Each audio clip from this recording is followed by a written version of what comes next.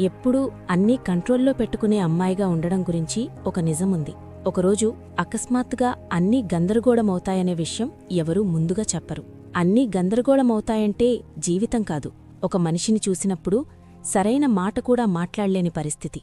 అది సాధారణ మనిషి కాదు, ఎవరో దేవుడు టైం తీసుకుని స్పెషల్గా తయారు చేసినట్టుండే మనిషైతే. కాని ఆ కథలోకి వెళ్లే ముందు కొంచెం వెనక్కి వెళ్ళాలి.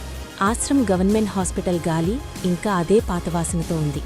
సముద్రపు ఉప్పు వాసన, డిసిన్ఫెక్టెంట్ వాసన, వింతగా ఉన్నా కంఫర్ట్గా అనిపించే వాసన. ఎందుకంటే నేను తిరిగి నా చోటుకే వచ్చాను కదా. నేను డాక్టర్ జానవి నాయర్, ఎయిమ్స్ ఢిల్లీ నుంచి ఎంబీబీఎస్ పూర్తి చేశాను. అకాడమిక్ టాపర్, నీట్ పీజీ కోసం రెడీ అవుతున్నాను. సాధారణంగా నా జీవితం మొత్తం ప్లాన్ ప్రకారం నడుస్తుంది. కానీ ఇంకొంచెం టైంలో నేను అనుభవించబోయేది మాత్రం నా ప్లాన్లో లేదు. నా నోట్ ప్యాడ్ని బిగిగా పట్టుకున్నాను. నా లక్కీ పెన్ ఇంకా నా చేతిలోనే ఉంది.